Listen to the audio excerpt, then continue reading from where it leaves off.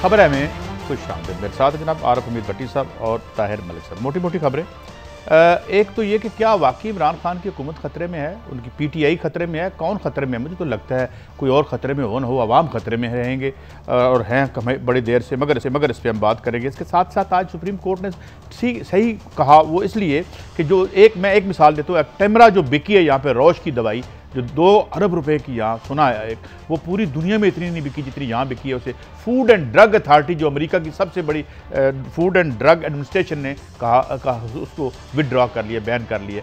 ये क्या कहानी है? इस पर बात करेंगे। लोड शेडिंग फिर वापस आ रही है या नहीं आ रही, ये क्या सिलसिला है? 100 साल आलमी माशी बुरहान कुछ कह रहा है, कोई कह रहा है 300 साल का रिकॉर्ड टूट जाएगा। हमारी प्रेपरेशन क्या है? हम इन पैटी लड़ाइयों से निकल के सोचेंगे मुस्तकबिल कैसा है। मगर मैं इन तमाम खबरों से पहले एक और खबर जो हमारे साथ जुड़ी हुई है उसका मैं जिक्र ज़रूर करना चाहूँगा। हमारे को होस्ट और जनाब हमारे रूए रवां भट्टी साहब एक इंतहाई खौफनाक हादसे से बाल बचे हैं। हादसे तो यहाँ बहुत होते हैं, मगर सवाल ये है कि कहाँ है एडमिनिस्ट्रेशन? ये मोटरवे पर भैंस कैसे पहुँच जाती है?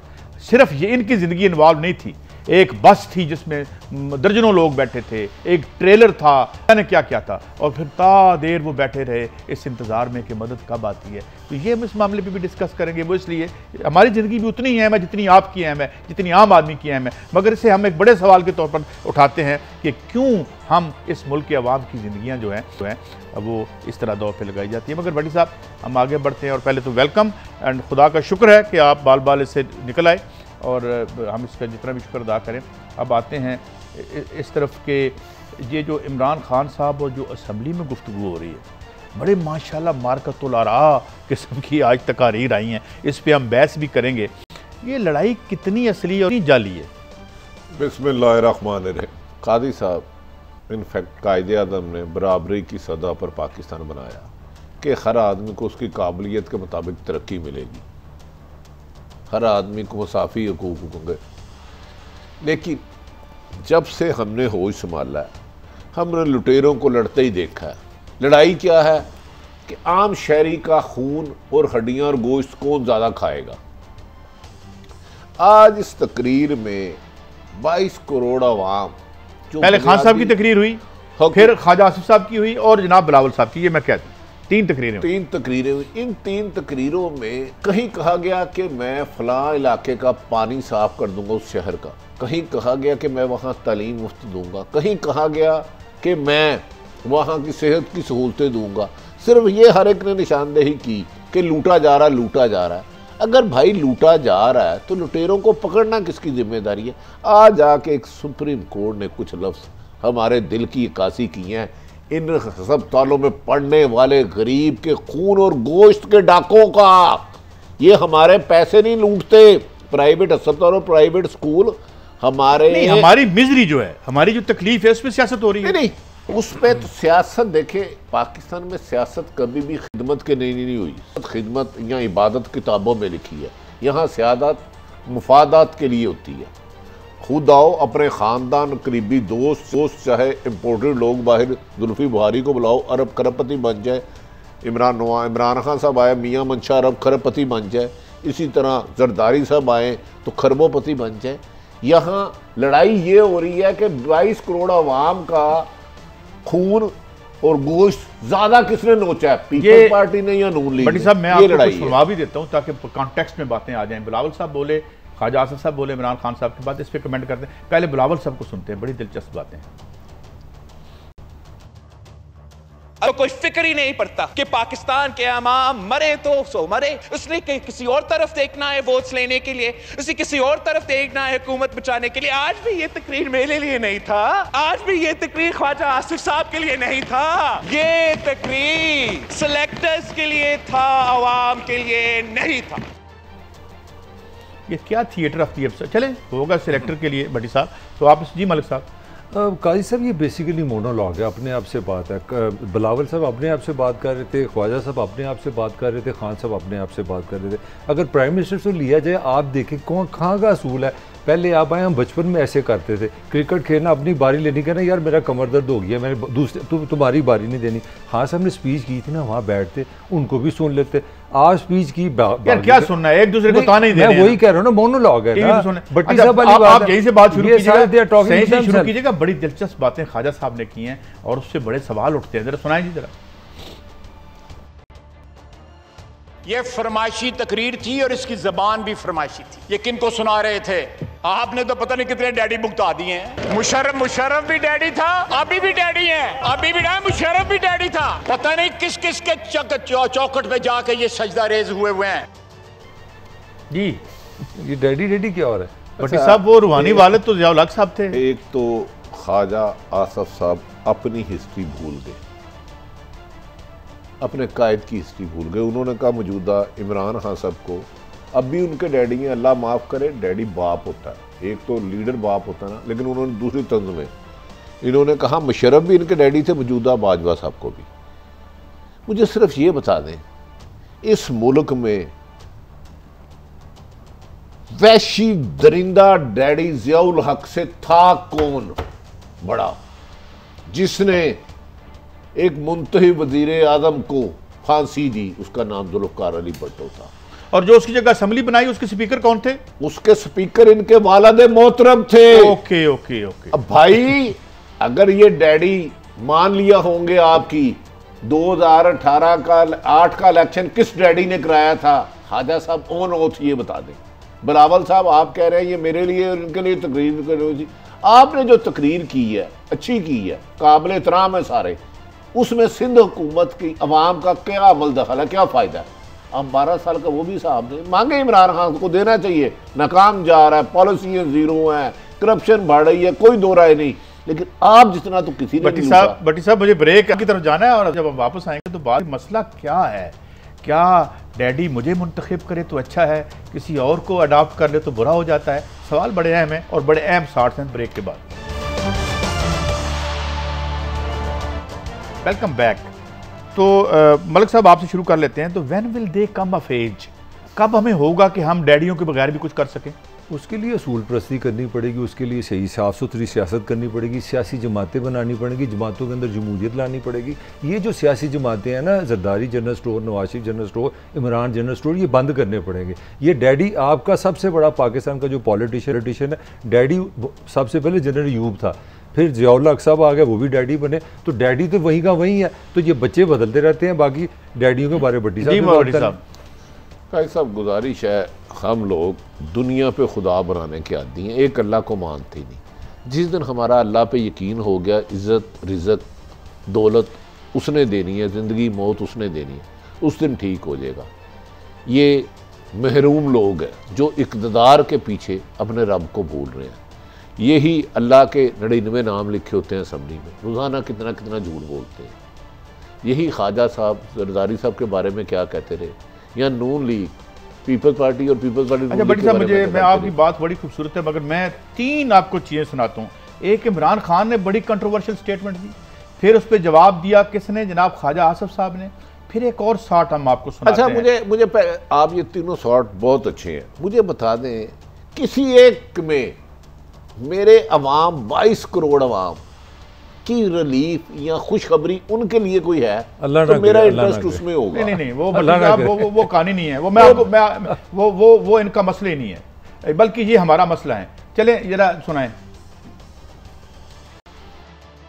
2 शर्मिंदा वाक़यात जिसमें हम सब बड़े शर्मिंदा हुए। एक हुआ जी, उसामा बिन लादेन को इन्होंने अमेरिकन ने आके एबटाबाद में शहीद कर दिया। उसके बाद क्या हुआ? सारी दुनिया ने हमें गालियां निकाली, यानी हमारा एलाए हमारे मुल्क में आके मार रहा है किसी को और हमें नहीं बता रहा। उसके बाद क्या हुआ? ड्रोन अटैक्स हो रहे हैं पाकिस्तान में, पाकिस्तानी गवर्नमेंट कहती है हम कुछ नहीं कर रहे या हम मजम्मत कर रहे हैं। सेनेटर कार्ल लेवन एडमिरल मलन से पूछता है कि जी आप ये क्यों पाकिस्तानियों को, ये क्यों आप ड्रोन अटैक्स करते हैं जब पाकिस्तानी गवर्नमेंट ऑब्जेक्ट करती है? एडमिरल मलन कहता हम पाकिस्तान की गवर्नमेंट की इजाजत से ड्रोन अटैक्स कर रहे हैं। अच्छा नाज़रीन, इसी पे अब ख्वाजा आसिफ साहब ने जो जवाब दिया वो सुने। उसामा बिन लादेन को आज शहीद डिक्लेयर कर, वो बंदा इस सरजमीन के ऊपर दहशतगर्दी लेके आया था, वो अव्वल और आखिर दहशतगर्द था। भट्टी साहब मैं एक बात करता हूँ, तो थोड़ी सी मुझे 1 मिनट दे दीजिएगा। वैसे तजिया तो मैं बाद में लूँगा, 1 मिनट। पहली बात तो ये कि उसामा बिन लादेन कौन था। अगर उसामा बिन लादेन दहशतगर्द था तो फिर अमेरिका कौन था, और अगर अमेरिका जो उसे सपोर्ट कर रहा था और लेके आया था, और अगर वो दहशतगर्द था तो ज़ियाउल हक कौन था, और अगर ज़ियाउल हक वो कौन था जरा बता दें। तो ज़ियाउल हक ने जो पॉलिटिकल आउटफिट्स और पार्टियां यहाँ बनाई थी, नून लीग और MQM, वो कौन थे। लो जी हुण भट्टी साहब मैं की कमा, तुसी दसो। मैं नहीं जल्दी मैं अपना मैं इस आवाम से गुजारिश करना चाहता हूँ, खुदारा या खुदकशियाँ कर लो या अपने लीडर बदल लो। रहमत शाह अफरीदी सबसे मेरी मुलाकात भी हुई है, फ्रंटियर पोस्ट निकाला इन्होंने, ये बात उन्होंने मुझे खुद सुनाई थी। उन्होंने कहा ये मुझे कहते थे मेरा रूहानी बाप है नवाज शरीफ, कहते थे इनके पैसे का मैं विटनेस हूँ। उसामा बिन लादेन से पैसा लेके नवाज शरीफ को दिया, बेनजीर की हुकूमत खत्म करो। 27 करोड़ रहमत शाह अफरीदी साहब ने जिस जगह पैसे दिए वो बताया। अब मुझे बताया ख्वाजा आसफ, माना कि उसामा बिन लादेन आपके बकौल गद्दार है, उस गद्दार की रकम लेने वाला नवाज शरीफ मुहिब्बे वतन कैसे हो गया? उस गद्दार से पैसा लेके एक मुंतही वजीर आज़म बेनजीर की हुकूमत खत्म करने वाले के पास इसको कौन सा तुम NOC दोगे? मुहिब्बे वतन 17 जुर्रत दोगे? और खुदा का वास्ता हिस्ट्री तो पढ़ लो असेंबलियों में आने से पहले। ये रहमत शाह अफरीदी साहब ने 2-3 और वाक़या सुनाया काजी साहब कि जो नवाज शरीफ उसामा बिन लादेन के लिए इतना कहते थे लफ्ज़ के मैं वो बयान नहीं कर सकता। मुझे तो आज समझ नहीं आ रही। एक तो मुझे अपने वज़ीर आज़म की अक्ल पर मातम है, एबटाबाद रह रहा था, उसकी हिस्ट्री सबको पता है। अमेरिका का था उसामा बिन लादेन, पाकिस्तान किसने भेजा, अफगानिस्तान कौन करा रहा था, पहले जहाद दे के हम उन्हें परियां दे रहे थे, अब उन्हें हमने दहशतगर्द बना दिया। मैं इस हिस्ट्री में नहीं जा रहा। नहीं भट्टी साहब, खुदा का खौफ खाएं, मुल्क को कोरोना खा रहा है। खुद आप बता रहे हैं कि 36 गैर मुल्की जब जहाज़ आपके बंदे गिनते हैं तो 29 उसमें पाकिस्तानी कोरोना में निकलते हैं। पाकिस्तान का अपना लियाकत अली के बाद 48-49 के बाद फर्स्ट टाइम आपकी ग्रोथ नेगेटिव गई है, और आपको उसामा बिन लादेन याद आ गया। लोड शेडिंग यहाँ आ रही है। मुझे समझ आ रही, मैंने मान लिया इकानमी इशू है। मुझे वक्त आपका एक वजीर आज़म, मैं मेरा मसला उसामा है कि पाकिस्तान है, मुझे ये बताया। मुझे लग रहा है आपका कोई मसला नहीं है। आपका इधर सवाल ये हो रहा है, मैथ का सवाल है, मैं इंग्लिश का जवाब दे रहा हूँ कि पहले वजीर आज़म ने आके उसको शहीद करा दिया। मैं कह रहा हूं, जरूरत फिर क्या है? ये मेरा क्वेश्चन लीडर ने उसे गद्दार कहा, उसने भी गलत किया, लेकिन गद्दार से पैसे लेके मुंतहिब हुकूमत खत्म करना, दहशतगर्द उसामा बिन लादेन बकौल ख्वाजा मोहम्मद आसफ सन ऑफ मोहम्मद आसफ मोहम्मद नहीं है, सफदर बकौल उसामा बिन लादेन गद्दार था। गद्दार से पैसे लेने वाला वतन कैसे है? नहीं हो सकता। दहशतगर्द था, वो कैसे हो सकता है? नहीं हो सकता। रहमत शाह अफरीदी मेरा है दुनिया से रुखसत फरमा गए हैं। अल्लाह ताला उनको 100 साल जिंदगी दे। अल्लाह ताला उनको इसी शहर में अफरीदी साहब, जब मैं आपको ये तो हामिद मीर साहब ने भी अपने कालमों में लिखा, सर्विस अस्पताल गया, हामिद मीर साहब के आपने कहा, तो क्या आज नून लीग के मैं अपने सारे भाई जो काबिल एहतराम है, सारे काबिल इज्जत हैं, मुझे ये बता दें उसामा बिन लादेन गद्दार है, दहशतगर्द है या शहीद है? लेकिन उससे पैसे लेने वाले अरबों खरबों रुपए और मुंतहिब हुकूमत, और बिलावल भुट्टो, अपनी माँ के खून का तो कुछ ख्याल कर लो मोहतरम। वो तो बेनज़ीर बहुत बड़ी लीडर थी। तुम्हारी माँ बाप की वालदा की हुकूमत ख़त्म करने के लिए नवाज शरीफ को उसामा बिन लादेन ने पैसे दिए। ये जो बात अभी शॉर्ट सुना रहे हैं, इसके बावजूद भी आप खामोश हो। और कब तक इक़्तिदार की हवस के लिए अंधे होते रहोगे? कब तक इक़्तिदार की लालच के लिए अपनों का खून निचोड़ते रहोगे? मलक साहब, एक क्वेश्चन ये भी तो रेज होता है ना कि हमारी पॉलिटिकल पार्टी की फंडिंग कहाँ से आती है? खान साहब पे केस क्या है? फॉरेन फंडिंग का 27 इनके केस हैं, गैर मुल्की फंड आते हैं। वैसे पाकिस्तानियों ने दिया, मैं उस तरह की बात नहीं कर रहा। नवाज शरीफ पे आपने सारी हिस्ट्री बयान कर दी है।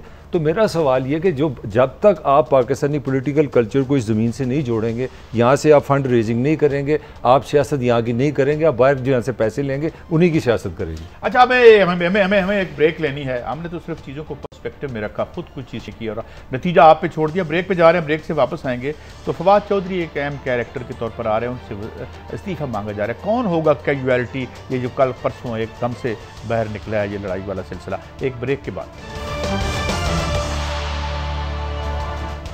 Welcome back. नाज़रीन, एक चौधरी फवाद हुसैन साहब की एक ट्वीट में पढ़ता हूँ, उस वक्त तक वज़ीर रहूँगा जब तक वज़ीर-ए-आज़म का एतमाद हासिल है, किसी और की ख्वाहिश पर इस्तीफ़ा देने का सवाल ही पैदा नहीं होता।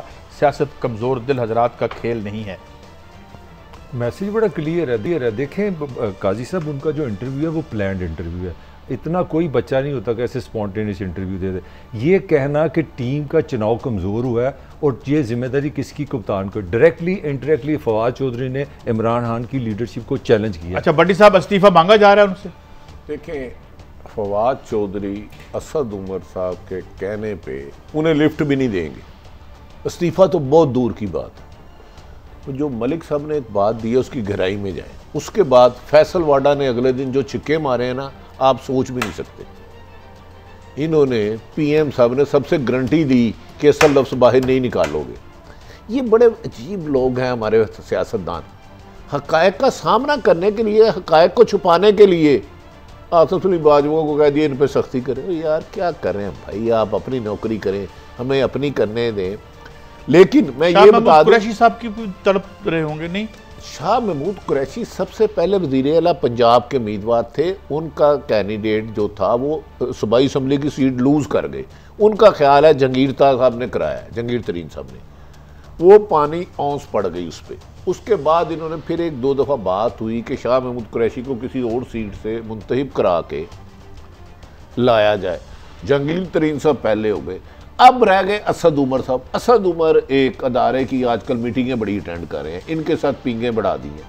और ये जो मलिक साहब ने कहा ना, फवाद चौधरी या फैसल वाडा ने जो छिक्के मारे हैं, असद उमर साहब पीटीआई छोड़ के कौंसलर भी नहीं हो सकते।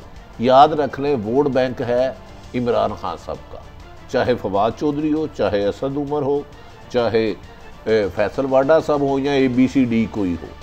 लेकिन मैं बता दूं आपको काजी साहब, पीटीआई का ये अंदरूनी इंतशार बहुत जल्द आपस में जोर से टकराएगा और इसमें सख्त नुकसान होगा, क्योंकि ये कवर नहीं हो रहा। हाँ जी, ये वज़ीर-ए-आज़म है जुल्फी बुखारी। अच्छा, फवाद चौधरी की बात सुनिए मलिक साहब, मुझे आपसे दो बड़ा खिलाड़ी है। कहता है पीएम कहता है, जुल्फी बुखारी कहता है पीएम कहता है वज़ीर ले ला। यार ये जुल्फी बुखारी जैसे लोगों ने तो इमरान खान साहब आज ये स्टेज ले आए हैं कि जो लोग आपके परस्तार थे अब वो झोलियां उठा रहे हैं, हुकूमत कब जाएगी। जाना मुझे नहीं पता, ये 20 साल जुल्फी बुखारी, एक बात बता दूं, आप बार-बार जुल्फी बुखारी पाकिस्तान का बंदा होगा जो चार्टर्ड प्लेन जिसने बुक कराया हुआ है, ये कोई बैंक वाले नहीं है, ये चार्टर्ड प्लेन वाला सवारी है जिसने इमरान को छोड़ते सबसे पहले जाना है। इन्होंने सासे अपने बता अच्छा यार, जरा जुल्फी बुखारी साहब को भी सुन लें। इनके असल कारोबार पता क्या है? इनके वाला सब पे मुकदमा कौन सा था ये पता है? इनको नैप ने, वाहिद स्नैप को बचाया। ये वही जुल्फी बुखारी हैं जो हमारे याद अरशद शरीफ ने कहा था जब इमरान खान वज़ीर-ए-आज़म मुंतखब करने से पहले सऊदी अरब गए थे तो इनका नाम वॉच लिस्ट में था। जी जी, वो तो 2 घंटे फ्लाइट रोकी गई मदीने की रियासत में जुल्फी बुखारी जैसे लोगों के लिए। अच्छा, इनका असल काम क्या है? बहुत मेहनत करते हैं ये। जुल्फी बुखारी साहब को भी सुनवा दें जरा, उनका भी नुक्ता नजर आ जाए। फवाद भाई मोटिवेट ही होते हैं कि उनकी न्यूज़ 2-3 दिन चले अखबारों में, टीवी पे, वो उनको एक इंस्पिरेशन उससे मिलती है, वो बार बार अपनी न्यूज़ देखते रहें। तो वो ऐसे इंटरव्यूज दे देते हैं कि 48 आवर्स उस पे एक मीडिया पे एक फ्रेंजी आ जाए। इन चीज़ों को ज़्यादा सीरियसली लेने की ज़रूरत नहीं है। वो कहते हैं इनको ज़्यादा सीरियसली। अच्छा, खान साहब ने आज एक मैसेज कराया, मेरे लिए आप दोनों ने गौर नहीं किया। खान साहब पे कल ये खबरें ये चल रही थी कि असद उमर और शाह महमूद कुरैशी वज़ीर-ए-आज़म होने के उम्मीदवार हैं। खान साहब के साथ आज कौन बैठे थे? शाह महमूद कुरैशी साहब। उन्होंने बड़ी अच्छी आज तकरीर की, खान साहब कुछ कुछ नज़र आ रहे थे। फिर उन्होंने असद उमर को खराज तहसीन पेश किया असम्बली के सामने। ये किसको मैसेज दे रहे हैं? मैंने कल एक मसला सुनाया था, एक चौधरी अपनी लिमिट क्रॉस कर रहा था, मग्गू ने मार के चंडे मार ली, मसला हल हो गया, ठंडा हो गया, उसने कहा माई बाप। बट साहब अब आपका नतीजा मतलब ये है कि इसी तरह पे फिलहाल। अच्छा मुझे बताए, जुल्फी बुखारी के पास ना पीटीआई के लिए उनकी कोई जद्दोजहद, जितना मैं इमरान खान साहब को जानता हूं 22 सालों से, अगर आप जानते हो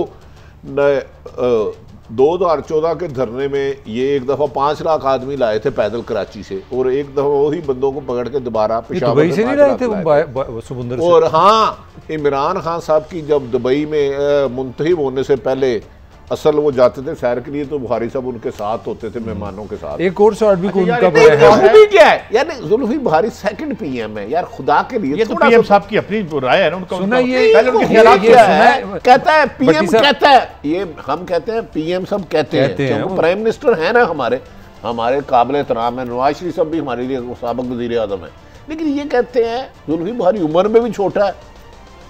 सुना है ये बनी गाला में बहुत रहते हैं, वहाँ की ताकत है इनके पास, कोई बहुत इनके पास ये सुने जरा ना, 2-3 ताकतें हैं। 1-2 दफा मैंने चेक किया, ये बकायदा रेगुलर पाकपतन भी गए। अच्छा चलें, ये जरा सुनाइएगा जुल्फी बुखारी साहब क्या कह रहे हैं कैबिनेट के हवाले से। क्या बीइंग अ कैबिनेट मेंबर आप पे बाउंड नहीं है कि you have to leave that nationality? मैं कैबिनेट का परमानेंट मेंबर नहीं हूँ, मुझे बाय इनविटेशन प्राइम मिनिस्टर हर हफ्ते बुलाते हैं, बाकी ऐसे पीएम्स की तरह। प्राइम मिनिस्टर का कॉन्स्टिट्यूशनल राइट है कि वो किसी को भी किसी वक्त कैबिनेट के अंदर बुला सकते हैं। वो अगर जॉर्ज बुश को या डोनाल्ड ट्रंप को भी बुलाना चाहे हर हफ्ते कैबिनेट मीटिंग में, तो वो उनको भी कैबिनेट मीटिंग में बिठा सकते हैं बाय इन्विटेशन। अच्छा, मोदी को भी बुला सकते हैं। अच्छा, जॉर्ज बुश और जुल्फी बुखारी सेम नहीं, मुझे लगता है मोदी को भी ना बुला सकते हैं। अच्छा, ये वैसे क्या बात है कि जुल्फी बुखारी को इतनी ख्वाहिश के प्राइम मिनिस्टर बुलाते हैं, फिर जॉर्ज बुश को भी बुलाएंगे, इसका मतलब इनमें वो एक जस्टिफिकेशन दे रहे हैं कि उनके पास कॉन्स्टिट्यूशनल राइट है, वो बाय इनविटेशन किसी को। साहब वो तो अदा दिखा रहे हैं, ताकत दिखा रहे हैं कि मुझे बुलाते हैं, उनका मतलब है कि प्राइम मिनिस्टर मुझे जॉर्ज बुश को बुलाना, अमेरिकन प्राइम मिनिस्टर को कोई मामूली बात। वो मिसाल दे रहे हैं ना, मिसाल नहीं दे रहे, वो तक्का दे रहे हैं मौजूदा निजाम के मुंह पे चपेड़ मार रहे हैं कि तुम्हारी ये औकात है कि जो तुम नहीं 3-4 लाख वोट लेके आए हो, 20-20 साल से कुर्बानियां दी हैं, जेलों में जाते हो, किसी ने भाई मरवाए, किसी ने 10 मुकदमे कराए, पीटीआई का जो ओरिजिनल खून है उनको गालियां दे रहे हैं। तुम्हारी क्या औकात है? मोहित यूसुफ कौन था, उसका भी यही केस है। मोहित यूसुफ जिनका बंदा है ना, उनका मैं और आप दोनों नाम नहीं ले सकते। भाजी नमाज रोजा फर्ज है तो जान बचानी भी फर्ज है। मोहित यूसुफ का नाम लोगे ना, जिसने उसको लैंड करवाया है, तो फौरी तौर पे आ जाएगा। बाबर गौरी साहब हैं, वो कोई आईपीपी से भी उनका ताल्लुक है। बाबर गौरी कौन? नदीम बाबर, नदीम साहब, वो तो फाइनेंशियल इंटरेस्ट है, मगर मेरे वैसे तो ओरिजिनली ग्राइंड बनते हैं राजा रियाज साहब, मगर फैसलाबाद से वो आते हैं सिलेक्ट हो। ये किनका जिक्र कर रही है? कहते हैं उनके मुलाजम, यानी कि मुंतहिब नुमाइंदे इमरान खान के मुलाजमों के जाती गुलाम समझा जा रहा है, और ये बात सच है। ये इतनी सच है जितनी इस वक्त 3 एंकर इधर बैठे हैं और 4 हमारे कैमरामैन भाई हैं। ये इतनी बात सच है कि इस वक्त मुंतहिब नुमाइंदों जिसने इमरान खान के विजन को, जिन कारकुनों ने और रहनुमाओं ने पीटीआई को, भट्टी साहब ये तो जंग है बकायदा, मुंतखब और गैर मुंतखब के दरमियान लगता है 2 पार्टियां बनी हुई हैं। यकीनन बनाए, तो आपस में लड़ते रहते हैं। एक है सियासी लोग, एक इन्वेस्टर, एक लैंडर, एक पैराशूटर। नहीं, ये लैंडर क्या है, जरा ये समझाएंगे, बड़ी लंबी लंबी इस्तिलाहें चला दी आपने। इन्वेस्टर देखें, कुछ बातें आपको नहीं पता। नहीं यार, मैं सीख रहा हूँ।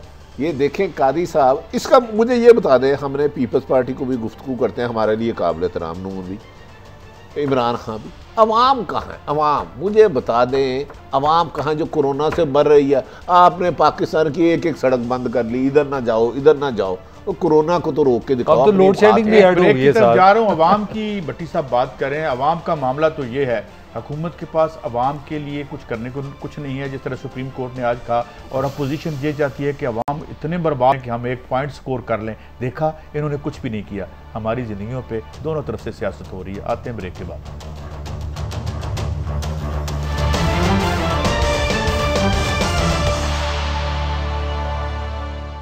जी, वैसे this is sad news. I think हर अदारे को अपनी लिमिट में रह के काम करना होगा, और इमरान खान साहब के लिए भी, अगर उनके साथी नाराज होते हैं, आपस में बैठे मीटिंग बनाए और एक दूसरे के दोस्त के खदशात दूर करें। आप जब हम सफ़र होते हैं तो वजारत दे दिए, यार वजारत जिन्होंने तुसी दी है उन्होंने पहले कश्मीर पीपल्स फड़ा पार्टी में कीता सीनियर वजीर थे ना यहाँ पे। जुल्फी बुहारी नु देती जे ना सारा कुछ मुल्क देता जे यार एमएनए कुछ तो फर्क है यार। एक बंदा मुंतहिब नुमाइंदा इलेक्शन हार के आया, पीपल्स पार्टी छोड़ के आपके पास आया। मैं ये नहीं कह रहा वो सही होगा या गलत, सियासत में फिरौनियत नहीं चलती, तकब्बर नहीं चलता, तदबीर से हिकमत अमली से सियासी जमातों को ले जाया जाता है। लेकिन ये लीडरों की अपनी मर्जी है, जैसे मर्जी करे।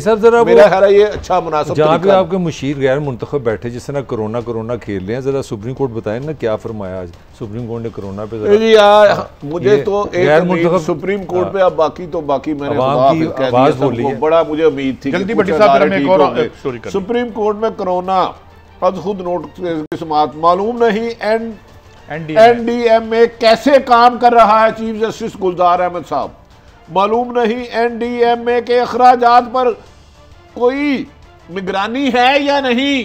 चीफ जस्टिस साहब मोहतरम, नहीं मालूम बाहर से अद्वियात किस मकसद के लिए मंगवाई जा रही है। मोहतरम चीफ जस्टिस गुलजार साहब, निजी कंपनियों के मालिक 2 दिन में अरबपति बन गए। ये दोबारा पढ़े जरा। निजी कंपनियों के मालकान गरीबों का खून और गोश्त लूट कर कब्रिस्तान भेज के अरबों रुपए के मालक बन गए। मोहतरम चीफ जस्टिस साहब, नहीं मालूम बाकी लोगों को कंपनियों के साथ क्या हुआ। कोरोना वायरस ने काफी सारे लोगों को रातों रात अरबपति कर दिया। कोरोना वायरस ये सुप्रीम कोर्ट कह रही है, काफी सारे लोगों को अरबपति कर दिया, लुटेरों को। ये याद रहे, ये सुप्रीम कोर्ट कह रही है आपकी। नहीं मालूम इस कंपनी के पार्टनर्स कौन कौन हैं, स्लीपिंग पार्टनर्स कौन कौन है। वेल डन सुप्रीम कोर्ट, इसका मतलब है आप असल हकायक से आशना हैं, आपको सलाम। ऐसी मेहरबानी सरकार किस कंपनी के साथ नहीं की जिसके मालिक के घर बैठे काम हो गया। क्या बात है भाई, टीवी पर बयानबाजी से अवाम का पेट नहीं भरेगा। 2-2 घंटे प्रेस कॉन्फ्रेंसों से कोरोना ठीक नहीं होगा। क्या पंजाब में कोई वजीर आला और हुकूमत है? जस्टिस काजी अमीन साहब, क्या पंजाब सूबा है? सूबा मेरे भाई, पंजाब इस कप का नाम नहीं है जहां 62% पॉपुलेशन है। हुकूमत है, अवाम को रोटी, पेट्रोल, तालीम, सेहत और रोजगार की जरूरत है। चीफ जस्टिस गुलजार अहमद साहब, सिंध हुकूमत 4 अरब रुपए 400 लग्जरी गाड़ियों के लिए खर्च कर सकती है। चीफ जस्टिस, सिंध हुकूमत 4 अरब रुपए, ये बिलावल का सिंध का दर्द है। कराची का नाला साफ करने के लिए पैसे नहीं है। कराची का नाला जहां गरीब के बच्चे डूब के मरते थे, उसके पैसे नहीं है। 4 गाड़ियों के लिए अरबों रुपए की गाड़ियां। चीफ जस्टिस पाकिस्तान का पायलट्स के जाली लाइसेंस का नोटिस। सिविल एविएशन पैसे लेकर पायलट को लाइसेंस जारी करती है। और डूब मरो सिविल एविएशन, अपना फराइज अदा करो दीन के मुताबिक और दुनिया के कानून के मुताबिक। ऐसा लगता है जैसे पायलट चलता हुआ मिसाइल उड़ा रहा है। यार कैन यू इमेजिन कि वो कह रहे हैं कि मिसाइल है, लोगों को मिसाइल पे मार रहे हो आप। बताया गया 15 साल पुराने जहाज में कोई नुक्स नहीं था। चीफ जस्टिस साहब, सारा मलबा पायलट और सिविल एविएशन पर डाल दिया गया। मोहतरम चीफ जस्टिस साहब, बताया जाए पायलट्स को जाली लाइसेंस कैसे और क्यों जारी हुए। कल हम भी यही गुजारिश कर रहे थे, ये अदालत का आज हुक्म आया, रिमार्क्स आए हैं, सॉरी। जाली लाइसेंस देने वालों के खिलाफ क्या कार्रवाई हुई, अदालत यही अर्ज किया था। मुसाफिरों की जान खतरे में डालना संगीन जुर्म है। सुप्रीम कोर्ट, आपकी सुप्रीम कोर्ट आपके हुक्मरानों अच्छा भट्टी साहब, मुझे मेरे पास टाइम कम है। ये तो सेल्फ एविडेंट है, सारी बातें क्वेश्चन सामने आ गए हैं। मगर भट्टी साहब, इसी से एक जुड़ी स्टोरी है, क्योंकि पर्सनली आप इस एक्सपीरियंस से गुजरे हैं। एक तो हमें बताएं कि क्या हुआ और कितनी देर बाद मदद पहुंची आपको। पाकिस्तान की जो एक प्रीमियर मैं कमेंट करना चाह रहा हूँ, ये पढ़ ना मज़ाइल, ये मैं इनसे पूछना चाह रहा हूँ, मोटरवे पे भी मज़ाइल है, वो बताएं कौन सा मज़ाइल। नहीं, मैं अर्ज है, मैं इस्लामाबाद जा रहा था कल, प्रूव करूँ, घर से निकला मैं, हमारे ब्यूरो चीफ साहब शहजाद भट्ट साहब मेरे ड्राइवर थे। वो ये कलर कार के करीब ना कोई 1.5 किलोमीटर ये गायें आ गई आगे। अल्लाह बादशाह ने, हाँ मोटरवे कलर कार्ड, अल्लाह बादशाह ने मुझे नहीं थी, कोई फेंस नहीं थी, उसकी फेंस थी या नहीं थी, बीच में आ गई। मैं कसम खाता हूँ, मेरी मौत तो अल्लाह की मानत है, मुझे अल्लाह ने नई जिंदगी दी।